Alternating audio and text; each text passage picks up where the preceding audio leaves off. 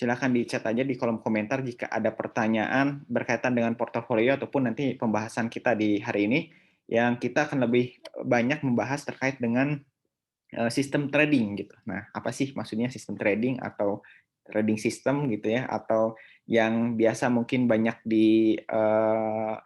dikatakan sebagai trading plan gitu. Nah, itu yang mungkin kita coba akan bahas di siang hari ini gitu. Karena banyak sekali yang apa namanya, yang diskusi ya dengan saya setiap harinya. Nah, itu tidak memperhatikan hal ini gitu. Padahal ini hal yang sangat dasar yang harus dimiliki oleh setiap investor sebelum terjun ke pasar saham gitu ya. Jadi itu yang harus diutamain dulu gitu.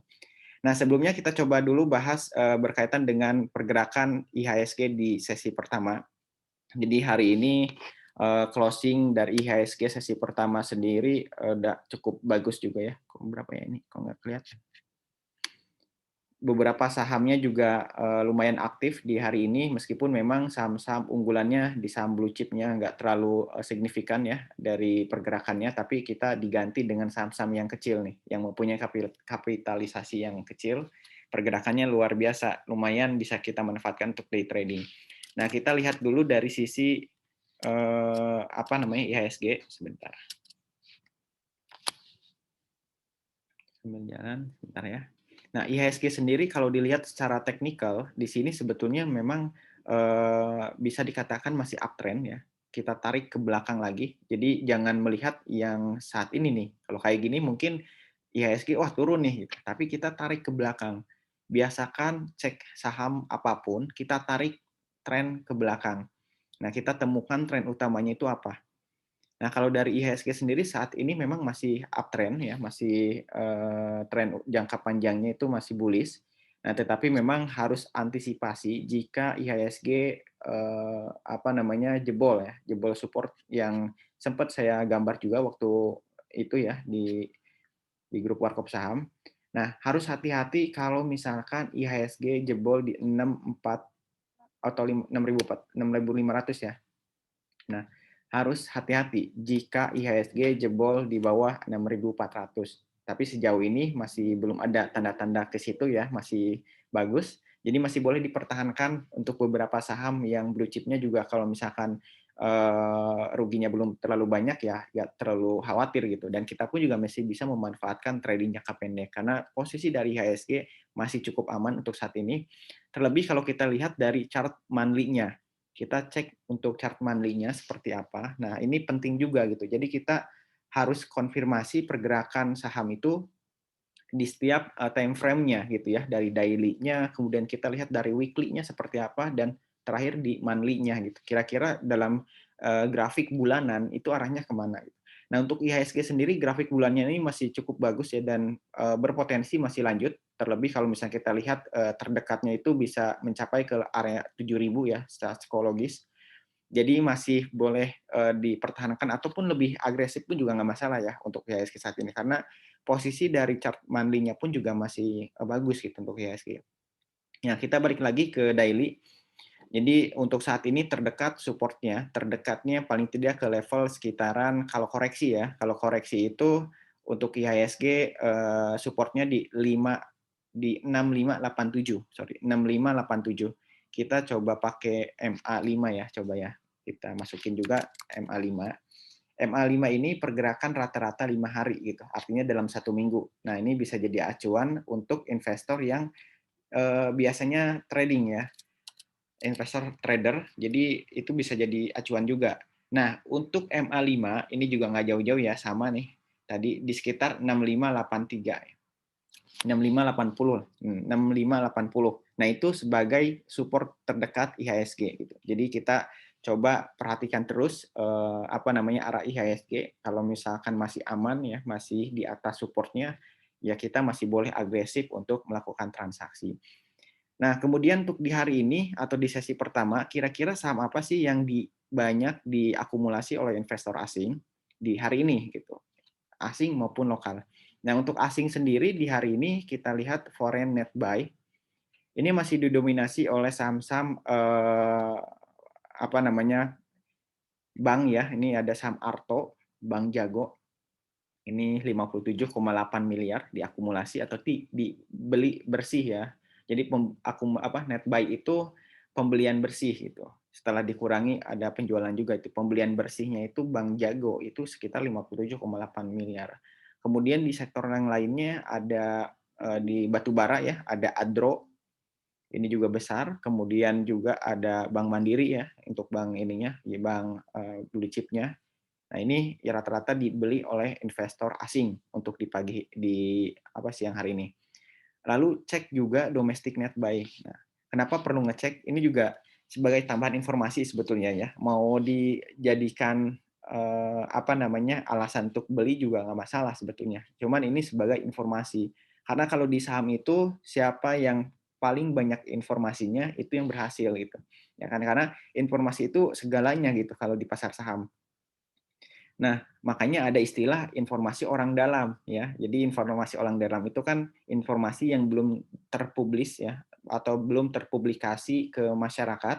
Nah, dia udah tahu duluan informasinya. Nah, itu namanya IOD, informasi orang dalam. Makanya di saham siapapun yang mempunyai banyak informasi ya, lebih banyak informasi itu yang bisa berhasil gitu. Karena bisa mengambil keputusan lebih dulu gitu.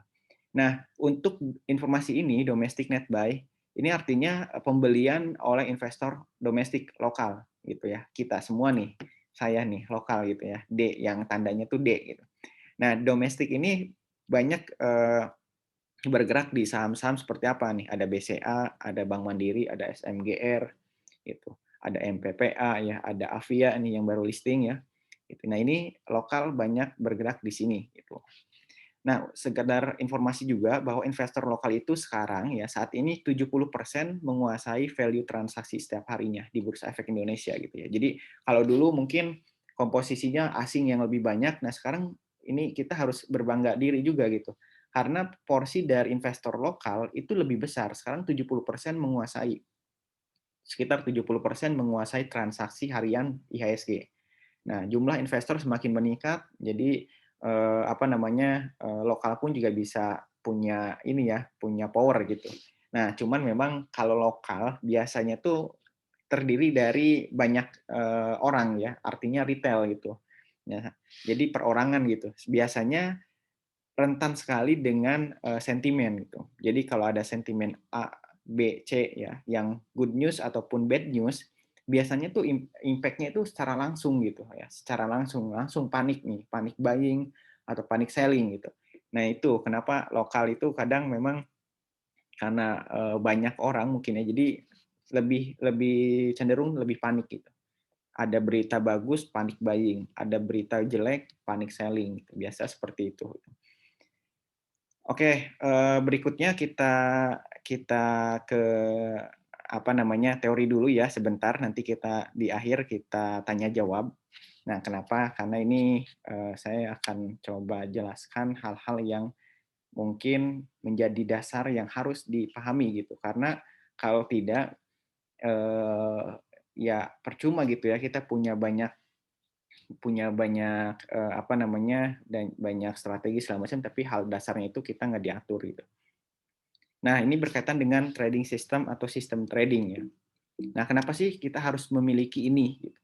Ini kalau bahasa ya sama aja sebenarnya istilahnya trading plan ya, trading system. Ini sebenarnya terkait dengan aturan tradingnya gitu ya, aturan transaksi. Nah, sekarang mungkin bisa bertanya nih, saya bertanya nih, apakah Anda sudah memiliki sistem trading gitu?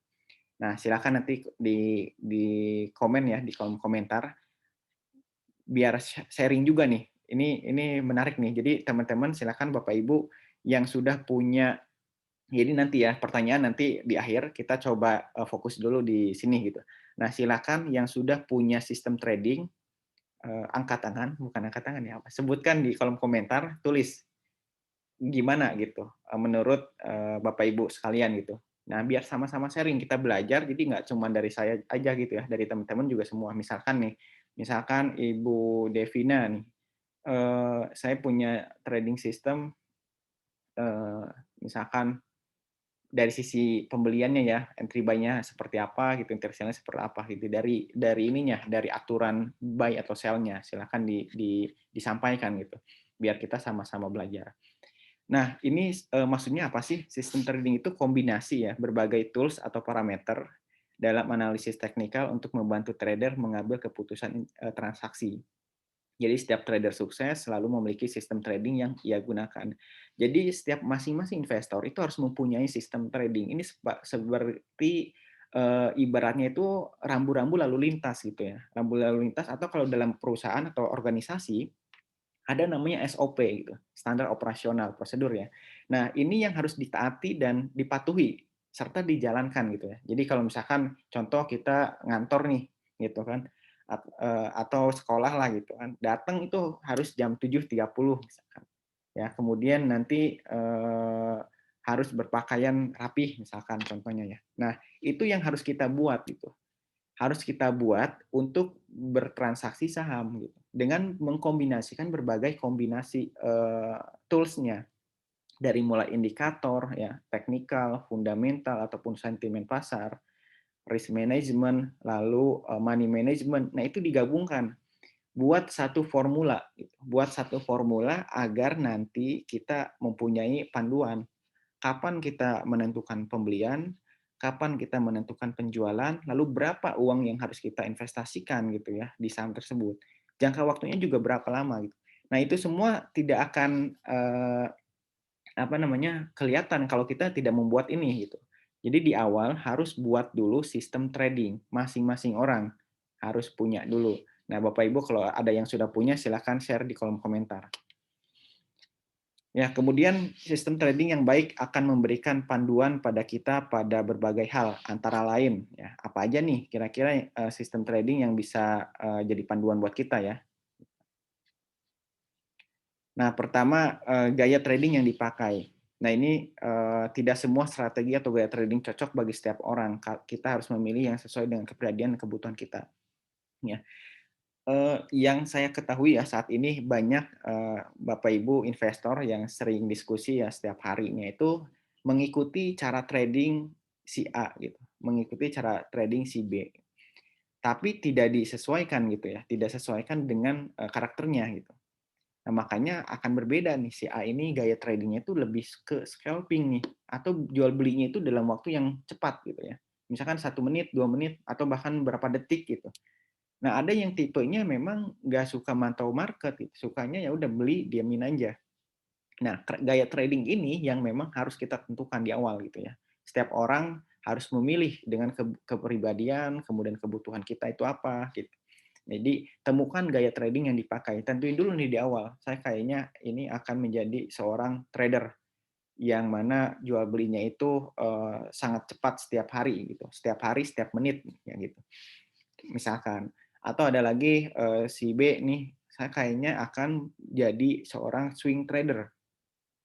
Buka apa namanya, belinya itu beli hari ini, nanti jual lagi seminggu, 2 minggu, 3 minggu ke depan gitu. Atau ada lagi yang saya biasanya nabung saham, nggak mau memperhatikan turun naiknya harga saham setiap hari, yang penting saya pilih sahamnya yang bagus, lalu setiap bulan saya store dana untuk beli sahamnya. Nah, itu masing-masing, masing-masing tentu punya gayanya dan juga punya kebutuhan yang berbeda gitu. Ini yang harus ditentuin dulu gaya trading yang dipakai itu seperti apa gitu. Ya. Jadi silakan tanya pada diri kita, kira-kira kita ini tipenya apa sih? Scalping ya atau investing atau apa gitu. Nah, kemudian yang kedua, apa yang Anda tradingkan? Ini juga sama ya. Jadi tidak semua saham bisa ditradingkan dengan gaya trading yang dipilih. Nah, sekarang misalkan saham apa ya? Contohnya saham yang volatilitasnya tinggi kayak misalkan apa ya? Saham The Gig misalkan lah nih yang tadi sempat dibahas ya, saham The Gig ada kenaikan nih gitu signifikan hari ini. Apakah dia cocok untuk nabung saham? Gitu. Nah, itu belum tentu gitu. Jadi apa yang kita tradingkan itu belum tentu cocok dengan gaya trading kita. Jangan dipukul rata semua saham itu. Kalau misalnya kita mau investasi jangka panjang yang jangka waktunya misalkan 5 tahun, 10 tahun, ya kita jangan pilih saham-saham yang kecil ya, yang kapitalisasinya kecil, yang misalkan asetnya kecil atau dia nggak pernah bagi dividen misalkan, sahamnya rugi. Nah, kita jangan pilih seperti itu gitu. Kita pilih saham-saham yang memang layak untuk gaya trading nabung saham misalkan seperti itu. Jadi kita pilih seperti BRI, misalkan BCA gitu. Nah, begitupun ketika kita scalping gitu. Kalau kita tipenya scalping di BCA itu mungkin sulit gitu. Karena pergerakan harian BCA paling berapa kenaikan seharinya? 1%, 0, sekian persen. Nggak bisa kita ambil BCA untuk jual 1 menit. Itu nggak bisa gitu. Nah, makanya gaya trading itu harus disesuaikan dengan apa yang akan kita tradingkan atau sahamnya itu sendiri. Pilih gitu.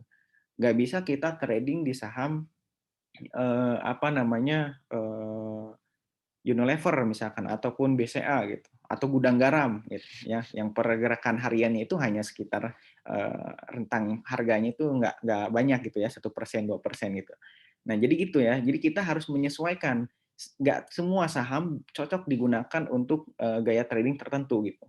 Nah makanya ada istilah oh ini untuk day trading gitu sahamnya ini ya cocok. Kalau misalkan degik ya saham degik untuk trading, ya itu cocok. Pergerakan hariannya pun juga volatilitasnya cukup besar gitu ya. Jadi kalau kita beli hari ini, misalkan beli sekarang, lalu jual 1 menit lagi kemudian, itu memungkinkan gitu. Karena pergerakannya memang volatilitasnya tinggi gitu. Nah itu maksudnya ya. Jadi apa yang akan Anda tradingkan. Jadi tidak semua bisa ditradingkan dengan gaya trading yang dipilih gitu. Paham ya? Kemudian yang ketiga, kapan bisa trading? Nah, tidak setiap saat kita harus trading juga. Ada waktu tertentu yang membuat gaya trading kita memberikan peluang profit lebih besar. Nah, ada juga yang misalkan gini ya. Oke nih, Pak David Silaban ya. Nanti kita bacakan ya. Mungkin bisa jadi pelajaran nih buat kita semua. Silakan yang lain teman-teman disebutkan sistem tradingnya apa, jadi tipenya apa, kemudian entry jika apa gitu. Nah, ini lanjut ya untuk berikutnya kapan bisa trading. Jadi kita juga nggak bisa pukul rata juga semua waktu kita bisa dijadikan sebagai untuk trading gitu ya. Ada yang memang senang bergerak itu menjelang closing ya. Menjelang closing baru tuh dia beli. Ada yang sukanya atau yang cocoknya itu trading pas jam opening gitu. Jadi 30 menit pertama atau 1 jam pertama itu aktif gitu. Ada juga bahkan yang tradingnya aktifnya itu dari jam 11 misalkan ya, menjelang closing sesi kedua. Nah, itu nggak masalah gitu. Setiap waktu sebenarnya bisa kita maksimalkan gitu ya. Balik lagi, sesuaikan dengan gaya trading kita itu. Mana yang memang mendapatkan berpeluang profit lebih besar. Dan kondisi IHSG pun juga kita bisa cermati. Kalau misalkan marketnya lagi bearish, tentunya juga kurang cocok ya kita lakukan trading gitu kalau lagi bearish gitu biasanya gitu. Karena kemungkinan melesetnya atau salahnya itu lebih besar gitu. Tapi tidak menutup kemungkinan juga bisa dapat cuan ya. Cuman ya kita bicara tentang secara umum gitu ya. Secara umum ketika market bearish itu agak sulit untuk melakukan trading. Trading cepat gitu maksudnya. Jadi kapan bisa trading ini pun juga perlu diatur. Kira-kira saya akan bergerak itu di mana gitu. Kalau saya sendiri biasanya bergerak di sore hari gitu ya. Sore hari besok paginya udah bisa langsung jualan gitu. Nah, karena pergerakan di sore hari itu kenapa diambil sebagai waktu untuk pembelian? Karena biasanya orang itu kan menjelang closing harganya nggak terlalu jauh pergerakannya ya. Maksudnya itu perubahan dari harga saham itu nggak terlalu signifikan kalau menjelang closing, apalagi kalau belinya itu di pre-close ketika marketnya berhenti gitu. Nah, kenapa? Karena kan banyak orang yang memang belinya itu biar nggak jauh-jauh dari harga closing dan mengkonfirmasi suatu pola atau suatu indikator gitu. Jadi misalkan gini, ada pola pola apa ya, pola misalkan penan gitu ya, itu bisa terkonfirmasi ketika kan menjelang closing. Nah makanya pas jam-jam closing itu marketnya atau sahamnya itu lebih aktif biasanya.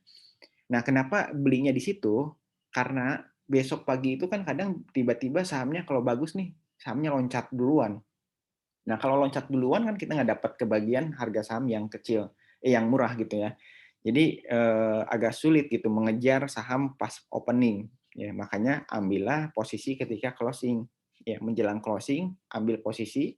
Besok paginya kita udah masang untuk jualan gitu. Udah jemur gitu ya, tinggal nanti nunggu kering aja. Nah, kemudian yang berikutnya kapan membuka posisi atau entry buy-nya. Contohnya sistem trading akan membantu memberikan panduan kapan membeli saham. Jadi saya akan beli saham jika. Nah, jikanya ini harus dibanyakin.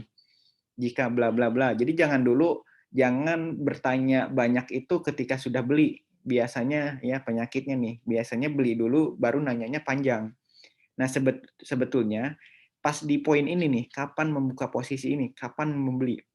Jadi saya akan membeli saham jika, nah itu yang alasan itu yang harus kita coba lebih banyak informasinya yang kita cari gitu. Udah terkonfirmasi semuanya, baru kita beli. Gitu. Jadi jangan beli dulu baru ngumpulin informasi, itu salah. Berikutnya, kapan menutup posisi? Ini pun juga sama. Ketika saya jual gini, gimana ya bahasanya? Saya akan jual saham ketika, nah kenapa aja nih? Misalkan ketika MA-nya dead cross. Bentar.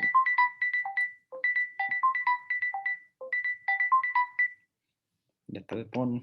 Nah, misalkan kita akan jual saham ketika misalkan RSI-nya itu udah mencapai di titik 80% atau 90% gitu. Ketika candle-nya bearish, nah banyak hal ya. Banyak aturan bagaimana kita menjual saham tersebut gitu. Dalam kondisi apa.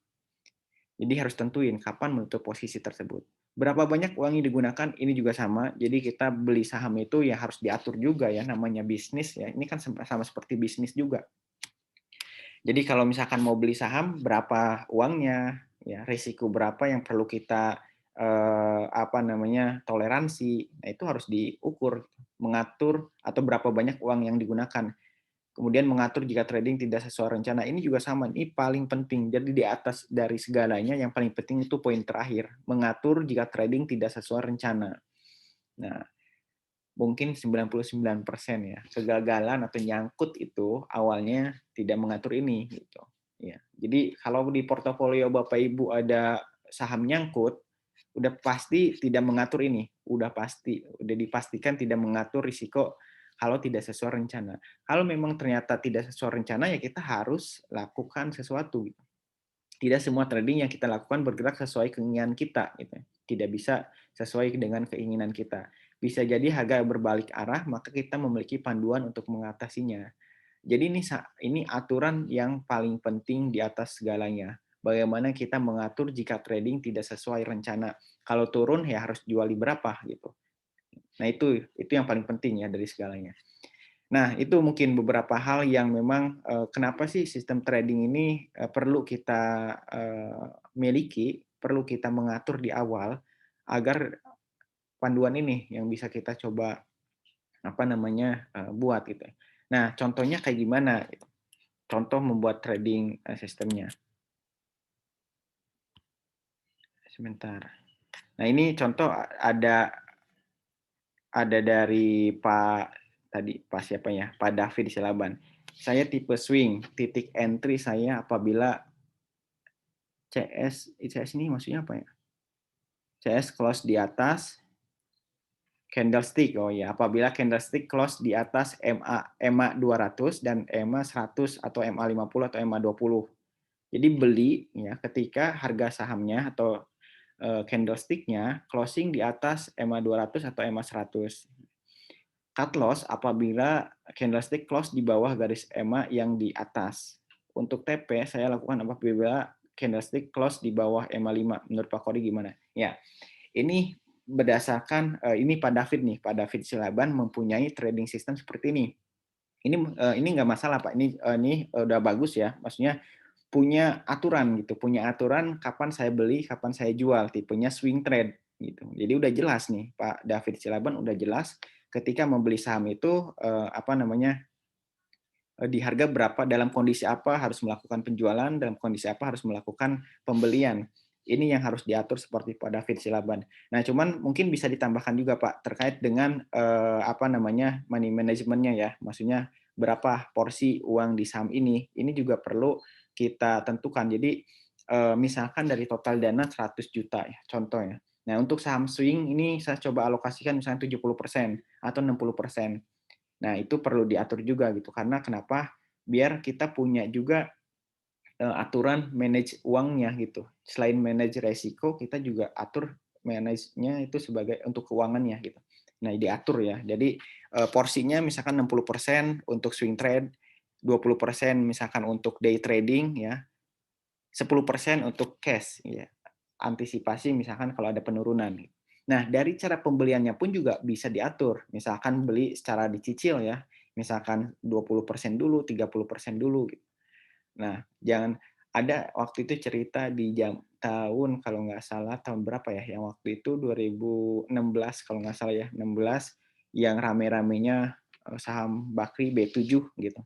Yang saham-saham Bakri, grup Bakri yang atraktif ya pergerakannya 2016 atau 2017 saya lupa.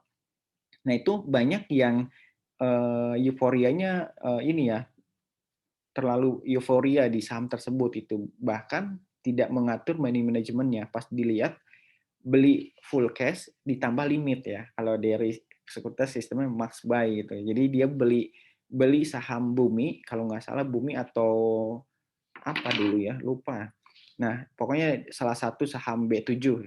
Nah, itu beli menggunakan cash ditambah limit gitu. Nah, ini kan tentu kalau berarti dia nggak ngatur nih, nggak ngatur risiko, nggak ngatur money management.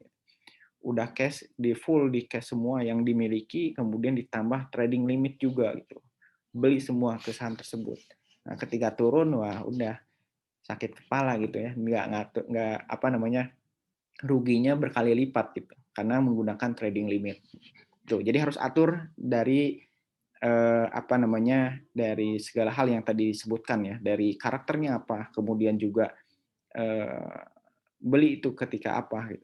Nah, kenapa saya suka ini ya, apa namanya, nge-share kalau grafik itu misalkan eh, indikator nih. Kalau saya sendiri nih biasanya melihat itu lebih ke indikator tuh hanya tambahan gitu ya. Indikator misalkan kayak RSI, Bollinger Band. Nah, beli misalkan RSI itu Bollinger Band nih misalkan kita menggunakan Bollinger Band, indikator bantuan indikator. Beli ketika misalkan menyentuh lower Bollinger Band, garis yang bawah ya, paling bawah di Bollinger Band, nanti jual di middle-nya ataupun di upper-nya. Nah, itu bisa juga gitu. Atau misalkan jual kalau udah 5% aja gitu, atau udah 3% aja saya jual misalkan gitu. Nah, itu masing-masing pasti memiliki aturan itu dan itu yang harus dibuat. Ya, bentar ya. Bentar, saya ambil dulu chargeran nih. Kayaknya mau lowbat nih. Bentar ya.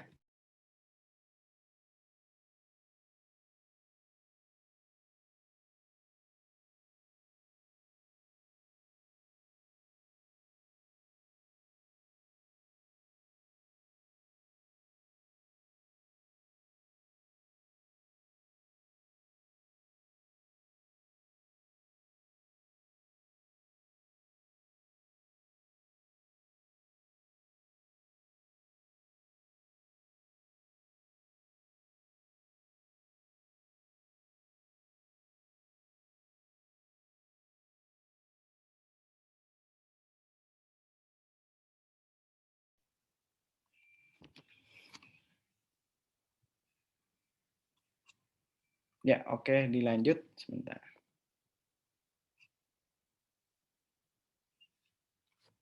Ya, silakan untuk Bapak Ibu yang lain kalau misalkan ada mau sharing lagi seperti Pak David, silakan di kolom komentar.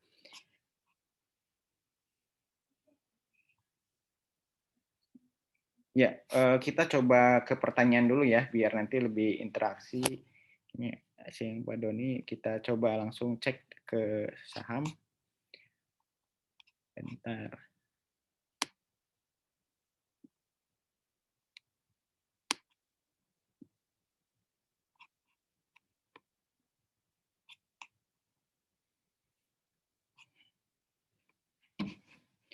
Ya, kita coba balas dulu chat yang ada di kolom komentar di sini. Yang pertama dari Pak Doni. Pak Doni, The Geek, mantap. Ya, SCMA boleh buy nggak Pak? SCMA. Oh ya, ini satu lagi nih tadi. Kan kita lihat ya di sini ada antrian bid over gitu. Sebetulnya nentuin support resisten itu kayak gimana sih gitu? Menentukan support resisten itu banyak caranya. Cara yang paling mudah sebetulnya ya kita bisa tarik sendiri garisnya gitu ya, yang sudah terbiasa tarik-tarik garis yaitu bisa langsung tarik garisnya, itu menentukan level support maupun resisten. Nah, fungsinya buat apa sih? Fungsinya tentunya buat ini, buat apa namanya, buat menentukan level penjualan dan pembelian. Jadi kalau misalkan ada saham yang mencapai titik resisten, nah itu kita bisa jadikan apa namanya angka untuk melakukan penjualan gitu. Begitupun sebaliknya, ada saham yang mendekati level support ya kita bisa untuk lakukan penjualan. Nah contohnya nih saham BGTG ya. Di BGTG kenaikan secara berturut-turut udah sekitar 5 hari ya. Ini 5 hari nggak tahu nih berapa persen 5 hari. Kemudian bagaimana sih cara menentukan resisten? Menentukan resisten itu adalah dengan cara yang pertama nih, klasik support resisten caranya. Nah, cara klasik support resisten ini menarik garis tertinggi maupun terendah di sebelumnya. Untuk Bank Ganesa, kita kan mau nyari resisten di berapa. Nah, sebelumnya itu yang menjadi puncak atau puncak tertinggi ya, Bank Ganesa, kalau misalkan istilah teorinya itu swing high di sini, ini sebagai bisa kita jadikan sebagai resisten atau titik penjualan. Nah, terkadang gimana gimana pertanyaannya kalau misalkan ada kemungkinan buy on breakout nggak? Atau dia menembus resisten? Itu ada kemungkinan. Bisa dikonfirmasi oleh apa? Oleh indikator. Ya, konfirmasi oleh indikator misalkan dari volumenya. Nah, kalau dilihat volumenya meningkat gitu, pas di posisi resisten seperti ini volumenya meningkat, nah itu ada kemungkinan ada peluang sahamnya itu breakout gitu atau menembus resisten, mencari resisten yang baru. Nah, kalau misalkan kita lihat di BGTG, saat ini posisinya pas mencapai titik resisten. Lalu kita lihat indikator dari volume ini menurun, gitu. Artinya tidak kuat nih itu. Cuman kan ini masih sesi pertama ya, kita lihat sampai closing nanti seperti apa. Nah ini kurang kuat nih volumenya, justru menurun ya 3 hari ini menurun volumenya. Nah kurang yakin juga kita gunakan bantuan indikator yang lain seperti misalkan RSI. Relative Strength Index. Nah, ini juga sama. RSI ini indikator untuk melihat apakah dia udah jenuh beli atau jenuh jual ya. Nah, istilahnya apa ya? Momentumnya lah. Momentum pergerakan saham bisa dilihat oleh indikator RSI. Kita lihat ke belakang, ketika posisi saat RSI-nya di area sekitar 80%, nah itu besoknya nggak lama lagi ya, kalau nggak lama langsung diikuti dengan penurunan. Ya, terlihat ya dari Agustus nih. Jadi posisinya di 80%, ternyata dia ada penurunan ya, sampai titik terendah lagi. Nah, posisi sekarang juga pas banget di area 80% posisi hari ini. Gitu. Ada kemungkinan naik nggak? Kemungkinan naik tetap ada, cuman kalau dilihat secara analisanya, ini kenaikannya pun juga terlalu besar lagi gitu seharusnya gitu ya. Nah, ada kemungkinan dia turun. Makanya tadi pagi saya infoin untuk jualan di saham BGTG. Udah mencapai titik resisten, RSI juga sudah apa namanya overbought ya. Jadi udah mencapai titik jenuh beli 80%, lalu volume juga menurun. Nah, indikator-indikator ini bisa kita gunakan sebagai trading system ya. Jadi saya akan jual ya. Nah, misalnya contoh. Saya akan jual jika satu mencapai resisten, dua volume menurun, tiga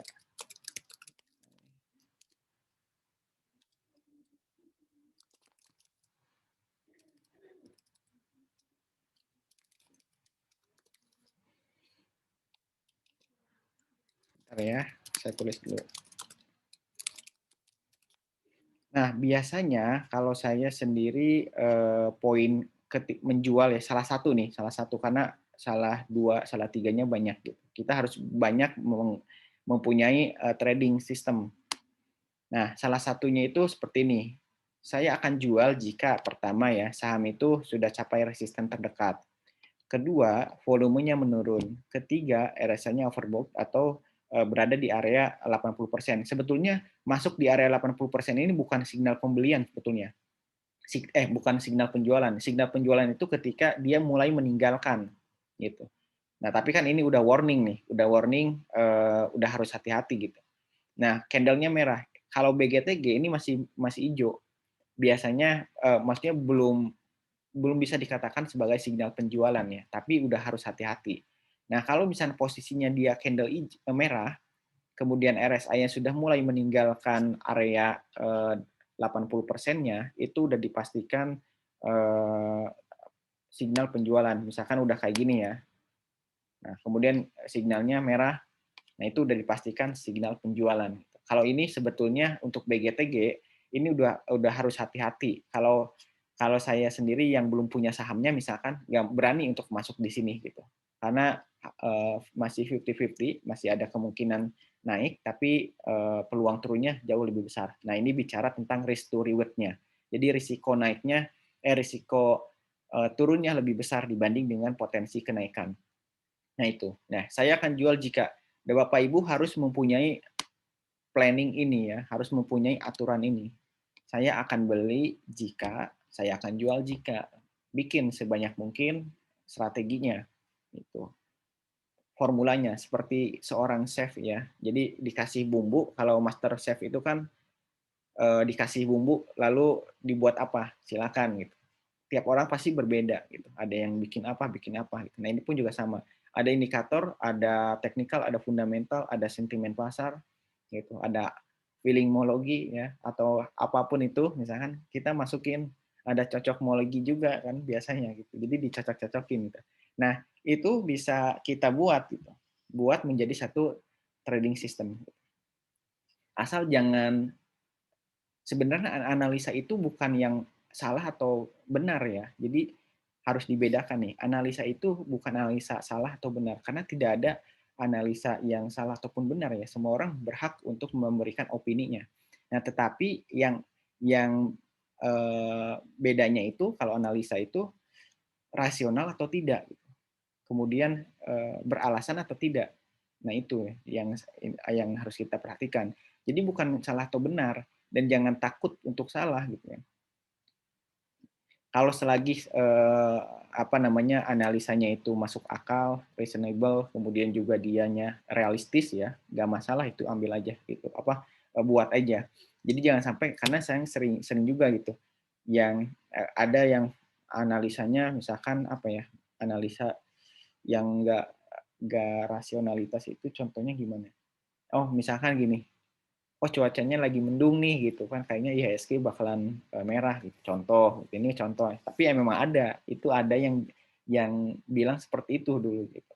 Bisa jadi nggak diperhatiin kayaknya kalau setiap hujan tuh IHSG merah nih. Biasanya ada yang kayak gitu kan itu nggak rasional ya. Nggak ada hubungannya gitu sama cuaca gitu. Nah, itu maksudnya ya. Jadi kalau selagi analisanya itu beralasan, nggak jadi masalah. Kadang orang banyak yang bilang, jangan juga percaya sama orang misalkan, buy aja nih saham ini, nanti segini. Kenapa? Udah buy aja, percaya aja. Nah, jangan diikutin yang kayak gitu. Kalau dia bisa menjelaskan secara detail apa alasannya, kita ikutin. Tapi kalau misalkan dia cuma bicara tentang harga saham akan naik ke sekian, bisa iya bisa enggak gitu. Kalau iya mungkin pas kebetulan gitu ya, pas kebetulan ternyata naik, ya biasanya di atas angin gitu biasanya gitu ya. Nah, cuman kita harus biasakan melihat sesuatu itu dengan alasan. Kenapa nih saya harus beli ini? Kenapa saya harus beli ini? Kenapa saya harus jual ini? Nah, itu ya mungkin untuk Bapak Ibu kita sambil tanya jawab ya, diskusi ini ya, edukasinya. Ya, lanjut dari Pak Lewi, ada buka TP berapa nih? Bukalapak ya, Bukalapak mungkin sering ya saya kalau misalkan edukasi. Bukalapak ini kita jangan berharap untuk day trading ya atau misalkan jangka pendek. Karena dari tren teknikalnya pun juga ini udah belum ada signal pembelian apapun gitu. Tren masih cenderung masih turun terus gitu ya. Jadi belum ada konfirmasi saham ini bisa rebound ataupun balik arah. Saat ini pun juga sama. Kalau bicaranya tadi terkait dengan target, kira-kira target berapa? Nah, target terdekat untuk saham Bukalapak ya paling tidak ke level psikologis 6.600 maksudnya. Nah, tadi nyambung ke pertanyaan tadi cara menentukan support resisten ya. Target tadi resisten klasik. Bisa juga kita menggunakan moving average. Jadi moving average misalkan MA20 gitu ya atau MA5 itu bisa kita gunakan sebagai support ataupun resisten gitu. Kalau misalkan nggak mau tarik-tarik garis gitu. Nah, contoh misalkan di saham Bukalapak. Nah, MA20. MA20 ini kita bisa gunakan sebagai titik penjualan terdekat. Tadi pertanyaan Pak Lewi, buka di TP di berapa? Terdekat, TP Bukalapak itu di MA20 sekitar 600. Pas ya, tadi saya bilang 600 juga. 600. Nah, itu cara yang kedua. Cara yang pertama tadi menggunakan classic support resistance yang kita tarik garis secara historical. Yang kedua, kita bisa gunakan atau menggunakan bantuan dari indikator moving average. Angkanya itu, garisnya itu bisa kita gunakan sebagai support ataupun resisten. Yang ketiga, kita bisa gunakan angka psikologis. Angka psikologis itu maksudnya apa? Angka bulat, kayak buka lapaknya, buka. Targetnya di berapa? Nah, target terdekat bisa kita gunakan di angka 500, di 600, atau 700, itu angka bulat. Kayak IHSG ya. Resisten 7.000, nah itu angka bulat gitu. Jadi bukan angka, kalau di Bukalapak bukan angka 478, 474 misalnya, tapi dia angka bulat, misalkan di angka 400 gitu atau di angka 500 gitu. Angka psikologis, angka bulat. Jadi tadi yang pertama bisa dengan cara klasik support resisten, yang kedua dengan cara moving average, yang ketiga bisa menggunakan angka psikologis, dan yang keempat bisa juga menggunakan bid offer atau antrian paling tebal pada hari itu. Nah, contoh paling tebal, contohnya di Bukalapak kita lihat antrian paling tebal. Ini kelihatan nggak sih di gambarnya? Kelihatan kan ya? Atau terlalu kecil? Nah, contoh di sini. Kalau dilihat target hariannya, kira-kira support resistennya di berapa? Bukalapak supportnya paling tebal di sini ya, 470. Ini supportnya. Resistennya kita lihat yang paling tebal 515. Tebelnya kedua ada lagi nggak? Nggak ada nih. Terdekat berarti 515 target untuk Bukalapak. Kita lihat lagi misalkan di saham The Geek ya, sebelah sini. The Geek kalau kita mau ambil over ya, targetnya di berapa nih gitu. Target resisten, sorry. Resisten paling tebal ini di ini 105 lot.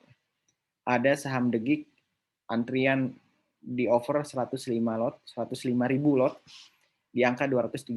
Ini sesuai dengan angka psikologis. Biasanya sama. Angka psikologis dengan antrian itu biasanya jadi antrian paling tebal gitu. Nah, supportnya di berapa? Kita lihat yang paling tebal di sini terdekatnya di 206. Gitu. Jadi untuk The Geek saat ini supportnya 206, resistennya 230. Gitu.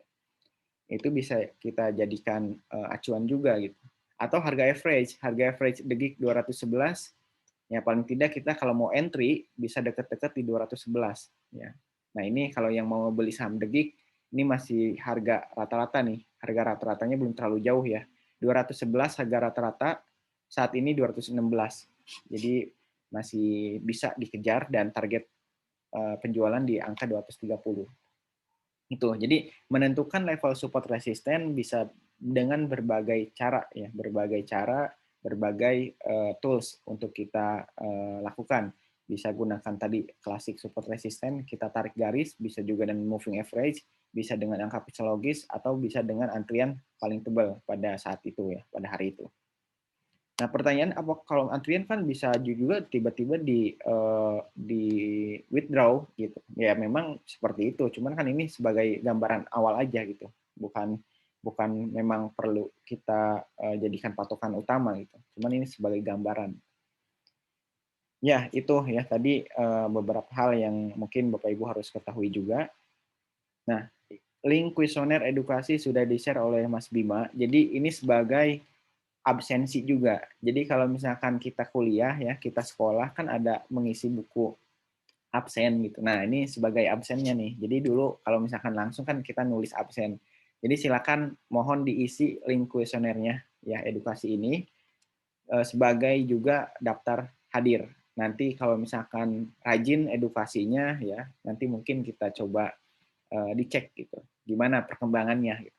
Nah, ini penting gitu buat kita memahami oh si A, si B, si C ini rajin edukasi gitu. Gimana nanti gitu. Jadi harus harus diisi buku tamunya gitu, buku tamu atau buku absennya ya. Silakan, nggak bakal lama. Yang rajin presensi dapat hadiah apa Mas Kori? Hadiahnya cuan Pak.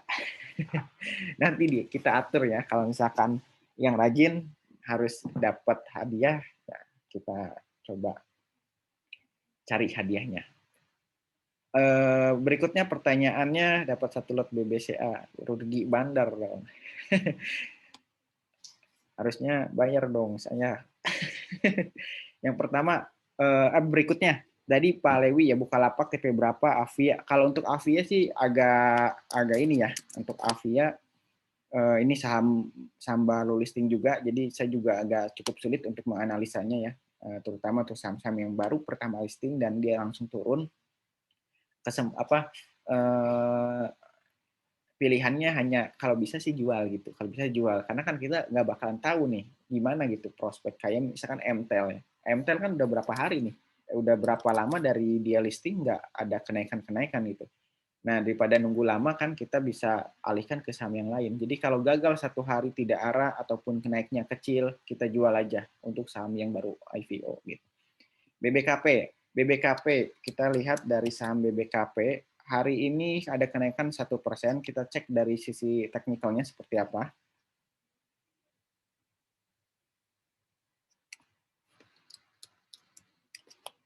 Nah, sambil minum dulu ya.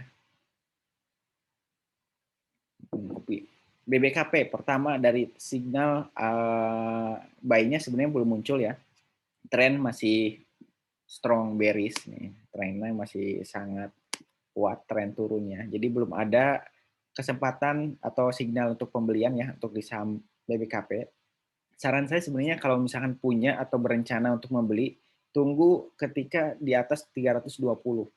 320 ini sebagai resistennya yang ini kan konsolidasi nih beberapa lama nih dari sekitar 25 November sampai dengan hari ini. Nah, kalau bisa beli itu ya kalau sudah 320-an.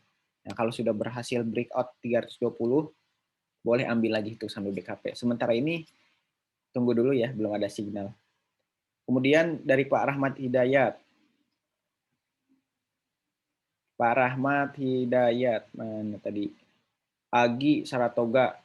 Agi Saratoga ini rekomendasi yang sore kemarin ya. Kalau misalkan udah cuan, saya sarankan untuk jualan dulu karena memang ya ini dikhususkan untuk day trading ya. Kemarin juga informasinya untuk day trading. Jadi kalau sudah ada kenaikan hari ini, ya bisa untuk jualan dulu nih. Untuk Saratoga juga apalagi hari ini kan naiknya lumayan signifikan ya. Di Saratoga itu naiknya sekitar 6,5% hari ini, udah sangat sangat lumayan gitu ya. Kalau belinya baru kemarin sore ya hari ini udah 6%, udah lumayan untuk day trading. Nah kalau misalkan masih belum puas dengan keuntungannya hari ini, ya boleh pertahankan juga paling tidak ke level mendekati level psikologis 2.700, silakan untuk dijual untuk Saratoga. Masih ada peluang sebetulnya ya. Cuman kalau saya sendiri ya diupayakan untuk disiplin ya, karena kita nggak tahu nih sesi kedua tiba-tiba turun juga ya tidak ada yang tahu ya gitu. Makanya lebih baik disesuaikan dengan trading plan. Jadi trading plan Saratoga dan Agi kemarin untuk day trading, hari ini udah bisa langsung jualan. Kemudian untuk saham agro atau MTEK agro sendiri memang setelah ini kan lagi proses ini ya, proses reg issue. Jadi apa namanya udah selesai juga periode untuk penebusan dan penjualannya. Nah, sekarang kalau dilihat saham agro gimana? Posisi saat ini lagi koreksi apa namanya di saham agro. Kita tunggu dulu aja kalau belum punya sahamnya ya, tunggu dulu aja. Pastikan dia bertahan di level di atas support 2100. Kalau masih bertahan kita bisa ambil posisi lagi di saham agro.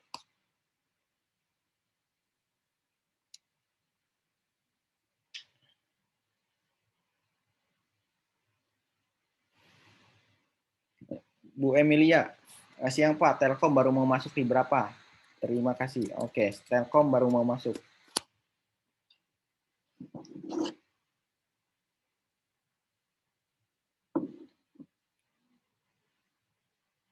Ya, untuk saham Telkom untuk baru mau masuk ya. Ya, sebenarnya dari polanya udah bagus ya, masih uptrend, jadi nggak masalah, udah bener pemilihan untuk saham Telkom. Untuk swing trade juga masih bisa, untuk saham Telkom ini kan kalau polanya naik, ya kita bisa gunakan untuk day trading, day trading, swing trading. Beda lagi kalau ceritanya kalau dia trennya masih turun gitu. Nah, itu kita bisa manfaatkan untuk apa namanya day trading. Nah, untuk saham Telkom sendiri baru mau masuk. Nah, ini sebenarnya ada dua pilihan ya. Kalau dilihat dari technical, supportnya itu di angka 4040-an. Nah, kalau mau lebih bagus sebenarnya bisa coba, saya lihat dulu ya. Saham Telkom masuk hari ini gimana ya? Kalau misalkan average hari ini kan 4097. Jadi sebetulnya udah di harga average hari ini. Nah, supportnya di 4040. Kalau misalkan mau masuk, nah nanti coba antri dulu aja gitu, karena kayaknya sih ada kemungkinan untuk koreksi dulu ya, sedikit lagi gitu. Jadi jangan jangan langsung ambil posisi di harga saat ini. Kita tawar dulu aja. Misalkan di hari ini yang paling tebal terdekat, ya paling tidak mendekati level support aja, misalnya 4050, 4060, nah itu bisa coba diambil aja untuk saham Telkom ya. Tapi secara keseluruhan sahamnya bagus dan layak untuk diakumulasi gitu untuk swing trade. MTEL gimana Pak? Ada barang pas IPO nih. Iya, tadi ya sempat saya bahas juga di saham IPO itu memang strateginya kalau gagal udah langsung buang aja gitu. Entah itu dia gagal naik ya atau misalkan maksudnya tuh apa dia arah ataupun enggak gitu. Saya sarankan sih udah langsung lepas gitu, karena nggak kelihatan gitu. Lihat teknikal juga seperti baru berapa candle terbentuk. Kemudian lihat dari fundamental juga kan ya informasi yang ada di prospektus kebanyakan memang udah positif semua gitu. Jadi ya prospeknya ya pasti bagus gitu, karena dia kan menawarkan ya akan sebaik mungkin membuat reportnya. Jadi nggak bisa kita jadikan pedoman juga gitu. Nah, kemudian dari apa lagi gitu bisa kita melihat saham IPO ini, kecuali untuk jangka panjang mungkin ya udah nggak ada di masalah gitu. Tapi kan kalau misalkan kita bicara tentang jangka pendek dan uangnya itu untuk alokasi yang lain, ketika gagal satu hari kita harus segera untuk bereskan. Kayak MTEL gagal udah jual aja. Nah, itu salah satu risikonya ketika kita membeli saham yang IPO. Ada potensi, memang lebih spekulasi ya, lebih spekulasi beli saham IPO. Dalam 2 minggu lagi ini nggak berani entry emiten, bukan sektor RQ45. Dalam 2 minggu ini lagi nggak berani. Ya, kalau nggak berani nggak masalah, maksudnya ya tergantung ya. Balik lagi tadi, mempunyai trading system sendiri, apa yang memang dirasa cukup bagus ya untuk diambil ya silakan. Cuman kita bisa juga melirik sektor lain yang sedang bergerak meskipun misalkan jumlahnya nggak banyak. Kayak sekarang kan yang bergerak banyak bank mini ya, bank-bank mini, kemudian juga bank mini, kemudian juga ada apa namanya yang kecil-kecil gitu, yang aksi korporasi itu juga bisa dicoba. Jadi kalau kita memang suka nggak berani di luar LQ45, boleh dicoba tapi dengan porsi yang kecil. Makanya butuh aturan money management. Jadi berapa persen untuk yang amannya. Nah, kalau misalnya 20% dari dana kita untuk day trading itu nggak jadi masalah sebetulnya ya. Atau misalkan porsi berapa persen lah gitu, sesuai dengan kemampuan kita tentunya ya. Jadi kira-kira alokasikan berapa persen untuk day trading, untuk saham di luar non LQ45 itu nggak masalah. Karena kan saat ini kan lumayan ya, BNBA kemarin sampai auto reject, BBYB, itu sayang kalau dilewatkan gitu.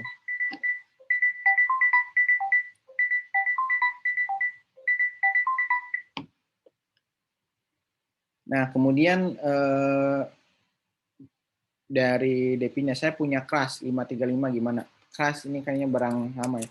Kemarin Crush kita ada rekom juga ya, yang memang pas merah, terus ada langsung naik, kalau nggak salah sampai 6%. Jadi kemarin juga udah banyak yang udah TP ya. Tapi kalau punya harga di 535, saat ini sarannya sih jangan nambah dulu ya. Nanti kalau misalnya udah ada kenaikan, baru bisa nambah lagi. Tapi saat ini apa namanya kita harus konfirmasi dulu apakah dia memang bisa balik mantul atau belum. Nah, Trust dipantau aja, tapi sudah cukup menarik dari sisi risikonya udah sangat rendah. RSI juga udah sekitar 13%. Nah, ini terendah nih panjang beberapa waktu ke belakang. RSI ini paling rendah gitu. Jadi boleh dicek terus kalau memang punya cash untuk mengakumulasi sebenarnya nggak masalah untuk ambil di harga sekarang. Ikan buy 96 target 102 cut loss 94 day trade. Oh, Pak Doni nih. Nah, harus punya gitu, Pak. Betul. Silakan mau beli ikan, mau beli apa? Ini ada ikan ya. Kode saham ikan. Nah, silakan ya, nggak masalah. Terus saya Pak David tadi ya, Mbak David.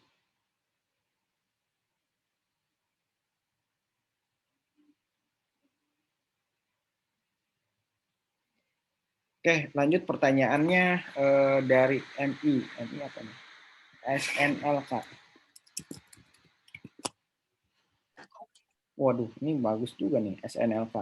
Ya, posisinya apa nih? Kalau punya sahamnya ya silakan di hold ya, karena belum ada sinyal jual itu. Tapi udah masuk ke area udah 95% ya RSI-nya gitu. Kalau kita gunain indikator. Tapi kalau kayak gini biasanya sih ini kan tipe trend following ya. Jadi gunakan aja moving average. Jadi selagi masih di atas MA5 nih masih aman. Jadi kalau udah turun dari MA5 ya kita harus jualan gitu. Jadi komennya seperti itu ya untuk SNL. Saya juga baru lihat nih sahamnya konsisten naik terus. Jadi trading plan-nya seperti itu. Kalau turun di angka 1830 kita jual di bawah MA5 atau nanti toleransi terakhirnya di bawah MA20. MA20 itu di sekitaran 1670.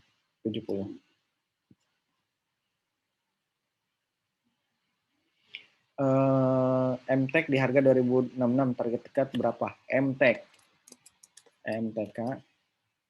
di harga 2066 target terdekat berapa?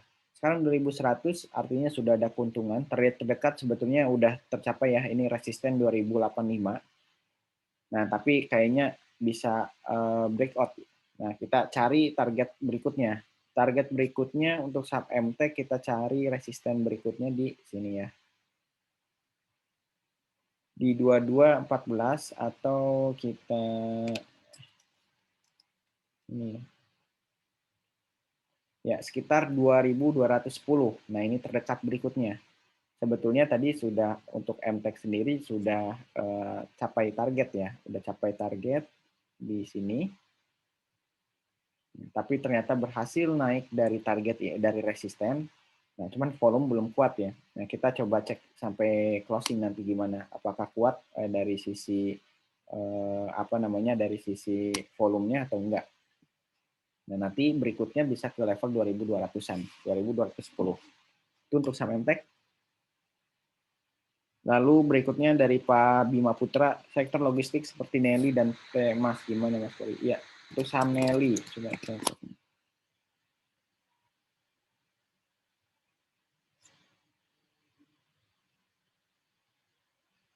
Ya, untuk saham Nelly gimana target terdekat saat ini masih cukup bagus juga ya Pak. Jadi di 8286. Nah, ini target terdekatnya 286 kayaknya sih bisa tercapai ya. Supportnya kita gunakan MA5 aja di sini di angka 265. Jadi batas risk to reward-nya ini bagus juga ya. Jadi 265 di sini. Nah, ini target kenaikannya 286. Jadi boleh untuk dibeli juga. Nelly, kemudian Mas.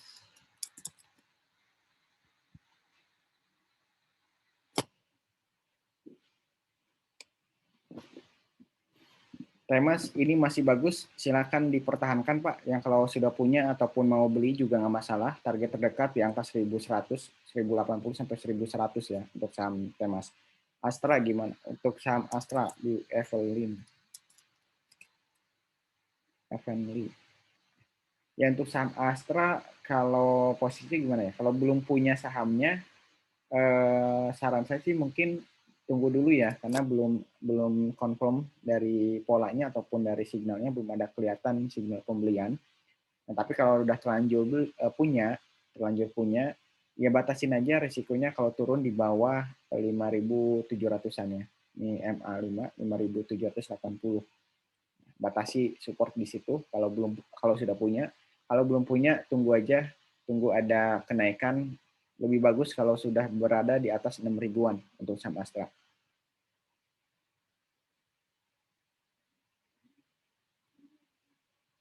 Ya, oke. Mungkin cukup sekian ya untuk di siang hari ini. Mohon maaf jika ada salah-salah kata dan semoga nanti dipersiapkan di sesi yang kedua bisa lebih baik lagi dibanding sesi pertama.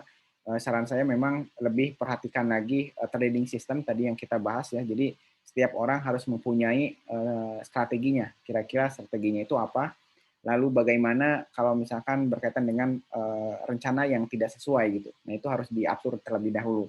Lalu berikutnya kalau misalkan nanti ada pertanyaan yang lebih lanjut, silakan nanti di chat aja di WA ya, saya ataupun ke Mas Bima dan yang lainnya seperti Mas Rudi ataupun Mbak Rahma ya. Jadi silakan diskusi aja, kita sama-sama belajar juga dan tentunya selalu perhatikan level stop loss gitu. Setiap trading itu kita harus memperhatikan level stop loss. Karena stop loss ini menjadi rem kita gitu untuk tidak menggerus nilai portofolio kita secara keseluruhan. Oke, terima kasih semuanya. Selamat siang. Jangan lupa diisi kuesionernya.